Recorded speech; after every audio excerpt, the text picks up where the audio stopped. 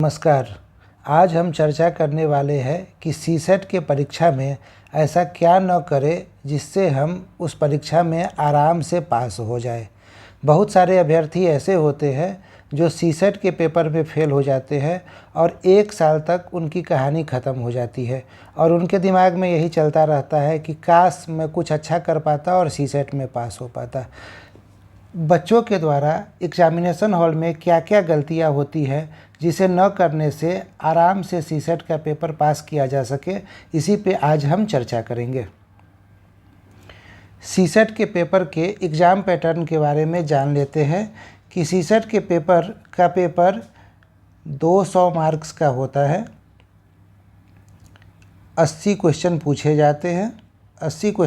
जाते हैं और प्रत्येक क्वेश्चन 2.5 मार्क्स का होता है। ये क्वालिफाइंग पेपर है, इसका नंबर जुटता नहीं है मेरिट में।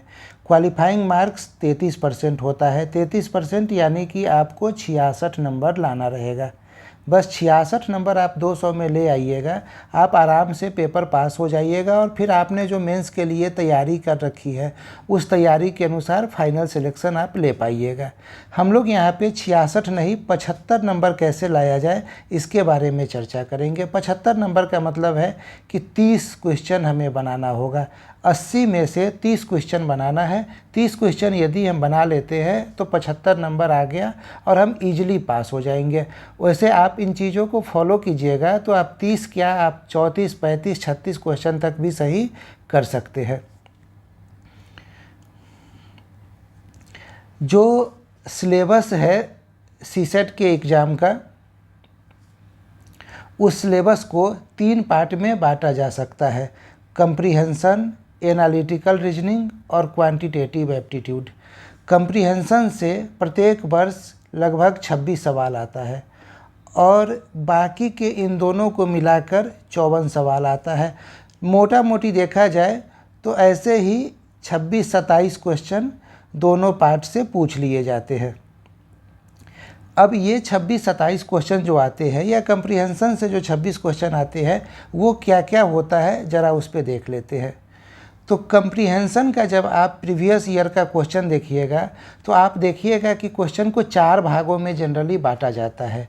एक भाग को बोला गया है सामान्य प्रश्न, जो आपके परीक्षा में पूछा जाएगा क्वेश्चन। दूसरा आपसे पूछा जाएगा कि निम्नलिखित में से कौन सर्वोत्तम रूप से प्रतिबिंबित है, कहाँ पे, परिच्छेद में। ऐसे ही अगला सवाल आएगा कि निम्नलिखित में से कौन तर्क संगत निष्कर्ष है। और सबसे इम्पोर्टेंट जो आजकल चल रहा है, काफ़ी चर्चा में है, वो है पूर्व धारणा एजम्पशन। इन 4 पार्ट में आपके सारे लगभग जो 26 प्रश्न आ रहे हैं, 26 प्रश्न को इन 4 भागों में बांट दिया जाता है। इसमें पूर्व धारणा से प्रत्येक वर्ष 7 से 8 प्रश्न पूछे जा रहे हैं, जबकि तर्क संगत निष्कर्ष से 2 से 3 प्रश्न। यदि इसको मिला लेते हैं तो ये टोटल 10 से 11 प्रश्न यहाँ से आ जाते हैं। अब मैं यहाँ पे यही बात आपको बताना चाह रहा हूँ कि ये दोनों जो टॉपिक है ये कंप्रीहेंशन का टॉपिक नहीं है, ये एनालिटिकल रीजनिंग का टॉपिक है। ये एनालिटिकल रीजनिंग का टॉपिक है। आप लोगों को बताया जाता है कि कंप्रीहेंशन का प्रश्न सॉल्व करना है तो जो भी चीज़ पैसेज में दिया हुआ है, परिच्छेद में दिया हुआ है, उसी से हमें उत्तर ढूंढना है और उत्तर देना है। आप एजम्पशन के प्रश्न को जैसे ही इस विधि से हल करना शुरू कीजिएगा तो मैं आपको दावे के साथ बता सकता हूं कि आपके 90% प्रश्न गलत हो जाएंगे, जब तक आपको एजम्पशन कैसे सॉल्व किया जाता है वो नहीं पता हो। अब क्या किया जाए, आपके दिमाग में आएगा कि हम लोग तो कंप्रीहेंशन के ही भरोसे थे, 26 प्रश्न के भरोसे ही सीसेट पास करने का सोच रहे थे और सर बता रहे हैं कि यहाँ तो एजम्पशन बनाना ही नहीं है, एजम्पशन के प्रश्न 90% गलत हो जाएंगे। तो जब हमें पता है कि 90% गलत हो जाएंगे, निगेटिव मार्क्स भी बढ़ जाएगा, तो इस केस में हम क्या करेंगे? इस केस में हम ये करेंगे कि जहाँ जहाँ एजम्पशन और रेशनल इन्फरेंस लिखा रहेगा उस प्रश्न को हम हल नहीं करेंगे। इसका फ़ायदा क्या होगा? इसका फ़ायदा ये होगा कि सपोज कीजिए इन दोनों से 10 प्रश्न आ गया, ठीक है, इन दोनों से 10 प्रश्न आ गया। फिर भी तो इन दोनों से हमारे पास 16 प्रश्न बचा हुआ है। यदि हम इस 16 प्रश्न को अच्छे से हल करते हैं, जिसका उत्तर हमें पैसेज से ही ढूंढ कर देना है, तो कम से कम हम 16 में 13 या 14 प्रश्न सही करने की स्थिति में रहेंगे। और जैसे ही 13-14% प्रश्न सही हो गया, अपना तो 50% काम हो गया। सिर्फ 26 प्रश्न में ही अपना 50% काम हो गया। अब हमारे पास इसके बाद भी 54 प्रश्न बचा रहेगा, और उस 54 प्रश्न में से यदि हम 15-16 और कर लेते हैं सही, तो 30 प्रश्न हो गया। जैसे ही 30 प्रश्न होगा, यानी कि हमारा सिलेक्शन हो गया। अब हमें आगे मेंस के लिए सोचना है। तो ये बात ध्यान में रखिएगा। यहाँ पे क्या लिखा है कि क्या न करे, क्या न करे सबसे ज़्यादा इम्पोर्टेंट होता है परीक्षा पास करने के लिए। आप लोग एक बात हमेशा ध्यान में रखिएगा कि कोई भी अभ्यर्थी टफ प्रश्न बनाकर पास नहीं होता है।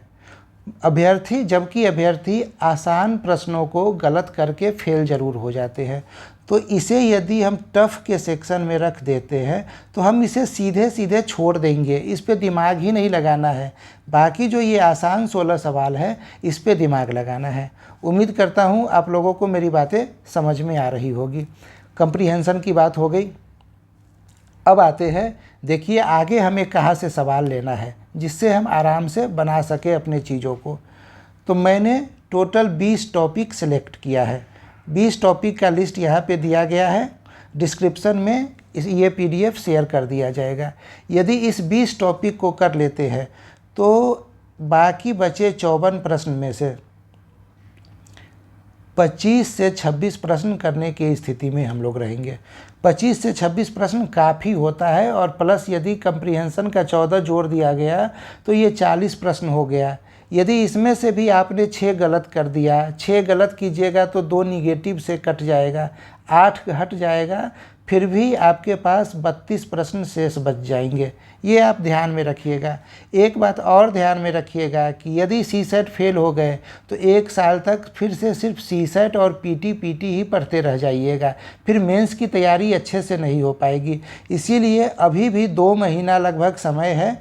कोई भी ऐसी गलती न करे जिससे CSET में फेल होना पड़े। ठीक है। अब यहाँ हमारा पहला टॉपिक है सीरीज, श्रृंखला संबंधी प्रश्न।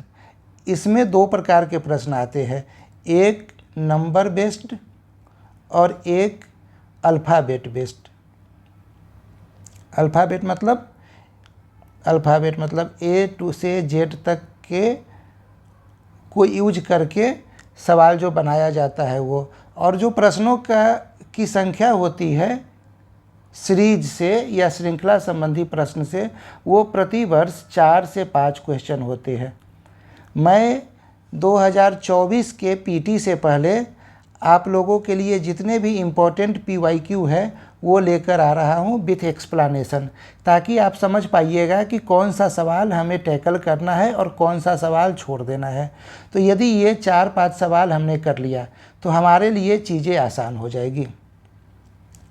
अगला टॉपिक है सिलोगिज्म। ठीक है, सिलोगिज्म को हिंदी में न्याय बोलते हैं, जनरली इंग्लिश में ही बोला जाता है।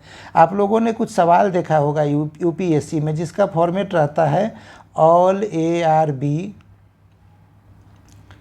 सम BRC, इसी तरह से फॉर्मेट रहते हैं, और फिर कुछ कंक्लूजन दिया रहता है। ठीक है, ऐसे सवालों की संख्या 2 होती है। निश्चित रूप से सिलोगिज्म को समझने के लिए थोड़ा पेशेंस और समय की आवश्यकता होती है। 3 से 4 वीडियो में मैं इसे क्लियर करने की कोशिश करूंगा, जिसके बाद आप यहाँ से भी 2 सवाल बनाने की स्थिति में रहिएगा। अब आता है कैलेंडर।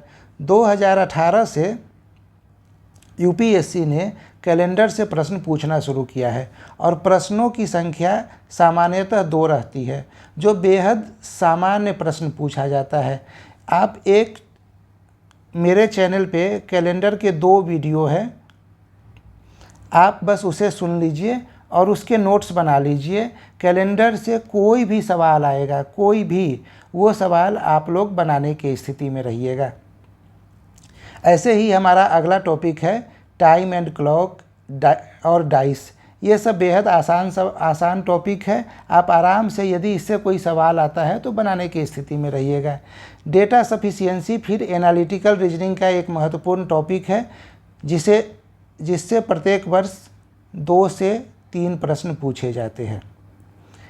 जो लोग डेटा सफिशिएंसी के साथ कंफर्टेबल नहीं रहेंगे, जो सिलोगिज्म सीखने के बाद भी उसके साथ बहुत ज़्यादा कंफर्टेबल नहीं होंगे, ज़रूरी नहीं है कि उन्हें सवाल बनाना है, क्योंकि यदि आपने गलत सवाल बना दिया तो आपके 1/3 मार्क्स कट जाएंगे निगेटिव में। हमें निगेटिव नहीं जाना है, क्योंकि हमें कम सवाल अटेम्प्ट करना है और अपना 30 सवाल सही कर लेना है।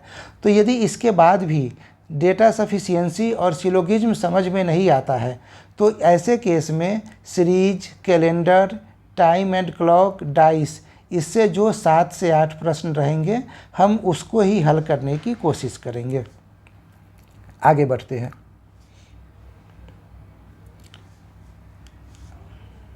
सीसेट में हमारा अगला टॉपिक है एनालिटिकल रीजनिंग के अंतर्गत ब्लड रिलेशन और डायरेक्शन टेस्ट। डायरेक्शन टेस्ट से तो बेहद ही आसान सवाल पूछा जाता है। डायरेक्शन टेस्ट है क्या? एक पॉइंट है, पॉइंट से चलना है हमें आगे, पॉइंट से आगे चलना है। इसे नॉर्थ बोलते हैं, नीचे साउथ, ये ईस्ट और ये वेस्ट। जो भी दिया रहेगा प्रश्न में आप उसको बस इसी फॉर्मेट में बैठा लीजिएगा और आप अपना उत्तर निकालने की स्थिति में रहिएगा। ठीक है, तो ब्लड रिलेशन और डायरेक्शन टेस्ट से जो सवाल आएगा वो आप आराम से बना लीजिएगा। अब प्रॉब्लम सॉल्विंग में 2 प्रकार के प्रश्न आते हैं, सिटिंग अरेंजमेंट से और रैंकिंग टेस्ट से। यहाँ ये थोड़ा टाइम टेकिंग वाला सवाल होता है। ठीक है, यदि परीक्षा में, एग्जामिनेशन हॉल में आप एक बार प्रश्न को पढ़ते हैं और आपको लग जाता है कि हाँ मैं इसे बना सकता हूँ या सकती हूँ, तो आप इसे अटेम्प्ट लीजिए। अदरवाइज प्रॉब्लम सॉल्विंग को, समस्या समाधान के प्रश्न को आप परीक्षा हॉल में छोड़ दीजिएगा, क्योंकि ये क्या करता है कि ऐसे प्रश्न काफ़ी इंटरेस्टिंग होते हैं, आपको मज़ा आने लगता है, आपको लगता है ओह ये सवाल मैं कैसे नहीं बना पाऊँगा, ये तो मुझे बनाना ही है, और इस चक्कर में समय कैसे बीतता चला जाता है वो पता नहीं चलता है। तो ऐसे कोई भी प्रश्न आएंगे जो एक बार में हमें समझ में नहीं आएगा, प्रॉब्लम सॉल्विंग के अंतर्गत हम ऐसे प्रश्नों को छोड़ के आगे के प्रश्नों की तरफ बढ़ जाएंगे। ठीक है, तो क्या न करे के अंतर्गत प्रॉब्लम सॉल्विंग को छोड़ देना है। यदि सिलोगिज्म का सवाल न समझ में आ रहा है उसे छोड़ देना है। डेटा सफिशिएंसी के सवाल को, डेटा इनसफिशिएंसी के सवाल को छोड़ देना है। ठीक है, अब हम लोग आ जाते हैं क्वांटिटेटिव एप्टीट्यूड पे। क्वांटिटेटिव एप्टीट्यूड में कुछ सवाल बेहद आसान पूछे जाते हैं, कुछ सवाल टफ पूछे जाते हैं। ठीक है, आसान सवाल कहाँ से आएगा? नंबर सिस्टम से आएगा। नंबर सिस्टम से जो सवाल बनता है वो कैसा सवाल बनता है? नंबर सिस्टम से जैसे 2, 4, 3, 5 टू दी पावर 7, 8, 9, 2, इसमें इकाई स्थान पे क्या आएगा? ठीक है, आप आराम से बनाने की स्थिति में रहिएगा यदि आपने इसे सीख रखा है। नहीं सीखा है तो वीडियो ज़रूर देखें। सवाल आता है फैक्टोरियल 320 में कितने शून्य हैं?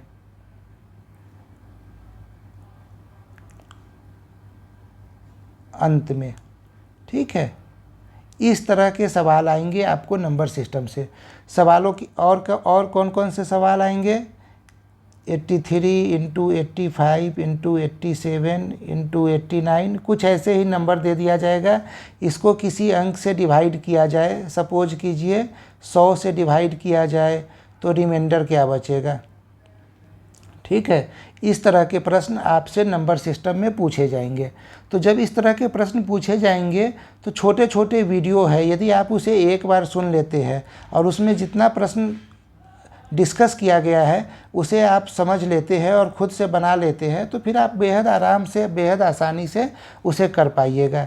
इसके अलावा LCM, HCF, average, percentage, profit और लॉस, ये सारे इम्पोर्टेंट टॉपिक है जिसे आपको करना चाहिए। आगे बढ़ते हैं। अब देखिए, आजकल सबसे ज़्यादा चर्चा में कोई एक टॉपिक रहा है तो वो टॉपिक रहता है परमुटेशन एंड कम्बिनेशन। ठीक है, एजम्पशन जो कम्प्रीहेंशन में हमने देखा था,